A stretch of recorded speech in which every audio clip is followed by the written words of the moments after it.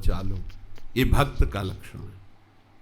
जो ज्ञान मार्ग का उपासक वो विचार करता है तो ज्ञानी नाम पिचेस्तान से देवी भगवती हिषा बलादा बलात्, इसमें भी लिखा है अपि बलात्, जबरदस्ती बलादा कृष्ण मोहाय, जबरदस्ती उसे मोहित कर लेती है।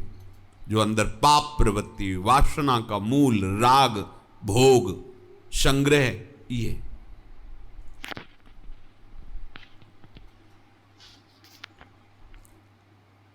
जब हमारा लक्ष्य होता है संसार, तो तुम चाहे जितना वेद पढ़ लो, शास्त्र पढ़ लो, सत्संग सुन लो, आपको पाप से कोई बचा नहीं सकता। लिख लो ये बात, दिमाग में बैठा लो। यदि आपका उद्देश्य संसार है, शरीर सुख, शरीर आराम, शरीर भोग, मान प्रतिष्ठा, यश कीर्ति, इसे संसार कहते हैं, तो आप पाप से बच नहीं सकते। और यदि उद्देश्य आपका भगवत प्राप्ति है, तो चाहे वर्तमान में आपसे पाप क्यों न हो रहा हो, आप धैर्य धारण करना, आप निष्पाप हो जाएंगे, आप महात्मा बन जाएंगे। ये भगवान के वचन हैं। अपिचेत सुदुराचारो भजते माम अनन्य भाग, साधुरेश मंतव्य सम्यक व्यवसिता हिस्सा। वर्तमान में भले पाप नहीं दिखाई दे रहा, अनिच्छा दिखाई दे रही, लेकिन मूल में संसार का महत्व बैठा है, तो पापाचरण रोक नहीं सकते, हो ही जाएगा। ये विचारवान पुरुषों को भी जबरदस्ती पाप में लगा देता है। कौन है? कोई और है क्या जो जबरदस्ती पापाचरण करवा रहा है? ऐसा बहुत साधकों से सुना कि मेरी इच्छा नहीं होती पर ऐसा जबरदस्ती हो जाता है।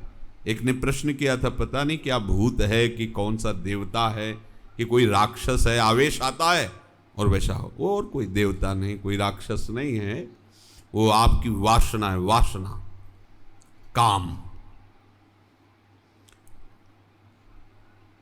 प्रभु अर्जुन जी के इस प्रश्न को सुन के कहा, काम एष क्रोध एष रजो गुण समुद्भवः, महासनो महापाप्मा विद्धेनमि वैरिणम।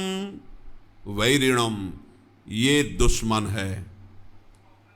भगवत प्राप्ति का मार्ग रोकने वाला, भ्रष्ट करने वाला, दुर्गति कराने वाला सबसे बड़ा बैरी दुश्मन ये काम है, ये क्रोध है। ये रजोगुण से उत्पन्न होता है।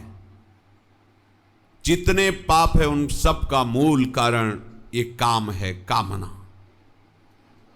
और ये जो क्रोध भगवान बोले, ये स्वतंत्र रूप से नहीं होता, इसकी उपज होती। इसकी कामना में जब कभी अपूर्ति बाधा लगेगी तो क्रोध हो जाएगा। क्रोध की स्वयं की सत्ता नहीं। कामः संजायते, हमने कामना की हमारे अनुकूल चले, प्रतिकूल चलेगा, गुस्सा आ जाएगी।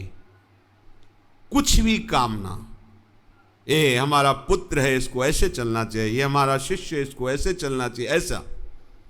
हाँ ठीक है, आपका अधिकार है, आप समझा सकते हैं, क्रोध करने का कारण नहीं है। नहीं समझ पा रहा तो उसे भगवत स्वरूप मान करके अपने मन को निवृत्त कर लीजिए। उस पर यह भाव मत रखिए, मेरा शिष्य है, मेरा पुत्र है। यदि वो आज्ञा पालन करता है तो उपदेश दे दीजिए, नहीं आज्ञा पालन करता तो भगवत बुद्धि करके प्रणाम कर लीजिए, आप बच जाएंगे। यदि आप कामना करेंगे तो फिर आप जलेंगे, क्रोध हो जाएगा, फिर आगे बहुत बढ़ जाती बात। फिर मन संकल्प करने लगता है कि इस दुष्ट को दंड दे के रहेंगे। तो जहां हमें भगवत साक्षात्कार करना है, सब में अपने प्रभु का, वहां हमारा भाव बिगड़ गया। ये सब दुश्मन हैं, वैरी। भगवान कह रहे वैरिणम। राग से काम का प्रादुर्भाव होता है, रजोगुण राग। सांसारिक व्यक्ति को, पदार्थ को जब हम सुख भाव से स्वीकार करते हैं तो उसी को राग कहते हैं। किसी व्यक्ति से आपको सुख मिल रहा है, किसी पदार्थ से आपको सुख मिल रहा है, किसी दृश्य से सुख मिल रहा है, वो प्रभु की विमुखता होने के कारण है। नहीं, ये छलावा है। सुख जैसा दिखता है सुख है नहीं, न किसी व्यक्ति में।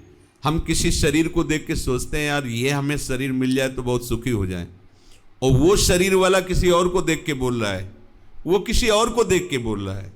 हम किसी वस्तु को देख के सोचते हैं यदि मैं इस वस्तु का भोक्ता बनूं तो सुखी हो जाऊं, और वो वस्तु बहुतायत है जिसके पास, वो किसी और वस्तु को सोच रहा है, वो किसी और वस्तु को सोच। ये है क्या? छलावा नहीं तो और क्या है?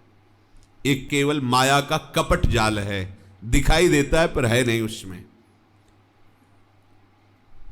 पदार्थों से सुख भोगना, शरीरों से सुख भोगना, मान प्रतिष्ठा आदि में सुख देखना, ये रजोगुणी का लक्षण है। रजोगुण से राग, राग से काम, काम का प्रादुर्भाव रजोगुण से होता है। और जितना काम हमारे हृदय पे अधिकार किए होता है उतना ही वो घोर मूढ़ होता है, उसे स्वप्न में भी शांति नहीं मिल सकती। बिन संतोष न काम न साही, अछत काम सुख सपने हो नहीं। अगर काम का नाश नहीं हुआ तो स्वप्न में भी तुम्हें शांति प्राप्त नहीं हो सकती।